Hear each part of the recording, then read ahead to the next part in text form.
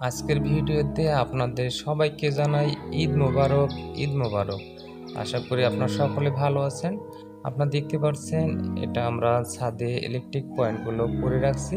সেই সাথে ছাদে যেহেতু ঢালাই হবে তাই আমরা ইলেকট্রিক পয়েন্টগুলো চেক করে দেখতেছি কোনো প্রকারের সমস্যা আছে কিনা। আপনাদের উদ্দেশ্যে কিছু কথা বলতে চাই। আপনারা যখন ছাদে ইলেকট্রিক পয়েন্টগুলো করবেন অবশ্যই সুন্দরভাবে ইলেকট্রিক পয়েন্টগুলো ড্রয়িং দেখে করে নেবেন।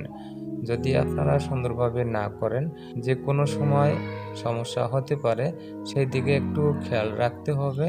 তাই আপনারা যখন ইলেকট্রিক পয়েন্টগুলো করবেন অবশ্যই সুন্দরভাবে ইলেকট্রিক পয়েন্টগুলো করে রাখবেন। আপনারা দেখতে পাচ্ছেন যেহেতু এখানে আমরা ইলেকট্রিক পাইপগুলো বসিয়ে নিয়েছি, আজকে যেহেতু ঢালাই হচ্ছে তাই আমরা একটু চেক করে দেখতেছি আমাদের ইলেকট্রিক পয়েন্টগুলো সঠিক আছে কিনা।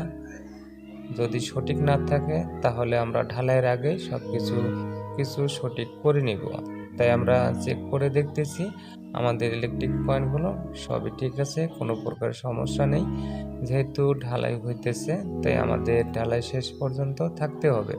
কেননা অনেক সময় যখন ভাইব্রেটর করা হয় ইলেকট্রিক যে পাইপগুলো বসানো হয়েছে অনেক সময় ছিঁড়ে যেতে পারে, নষ্ট হয়ে যেতে পারে। সেক্ষেত্রে আমরা ইলেকট্রিক পয়েন্টগুলো চেক দেব যাতে করে আমাদের ইলেকট্রিক পয়েন্টগুলো কোনো প্রকারের সমস্যা না হয়। এই ভিডিও যদি আপনাদের ভালো লাগে অবশ্যই লাইক, কমেন্ট, শেয়ার, সাবস্ক্রাইব করে সাথেই থাকবেন। আপনারা দেখতে পাচ্ছেন এখানে যে ছাদটা রয়েছে আর যে বিল্ডিংটা হবে এটা হলো বসুন্ধরা গ্রুপ। সেক্ষেত্রে আমরা এই বসুন্ধরা গ্রুপে বিল্ডিংয়ের যে কাজগুলো আমরা ইলেকট্রিক কাজগুলো করে ফেলছি।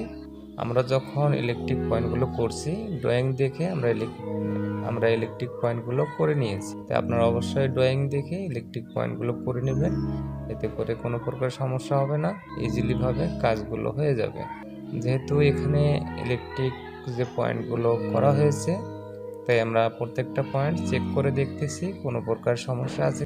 তাই আপনারা অবশ্যই যখন ছাদ ঢালাই হবে ঢালাইয়ের আগে আপনারা ইলেকট্রিক যে পয়েন্টগুলো আছে এই পয়েন্টগুলো সুন্দরভাবে চেক করে দেখবেন কোনো প্রকারের পাইপ ফেটে গেছে কিনা, পাইপগুলো লুজ আছে কিনা।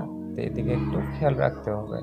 যদি আপনারা এই দিকগুলো যদি না মেনে চলেন, যখন ছাদ হয়ে যাবে পরবর্তীতে একটা করে ইলেকট্রিক পয়েন্ট বের করতে অনেকটা কষ্ট হবে, সেক্ষেত্রে ইলেকট্রিক পয়েন্টগুলো নষ্ট হবে। এই ভিডিও যদি আপনাদের ভালো লাগে অবশ্যই আপনাদের মতামত কমেন্টে জানিয়ে দেবেন, হয়ে যাবে। যেহেতু এখানে ইলেকট্রিক যে পয়েন্টগুলো করা হয়েছে তাই আমরা প্রত্যেকটা পয়েন্ট চেক করে দেখতেছি কোনো প্রকার সমস্যা আছে।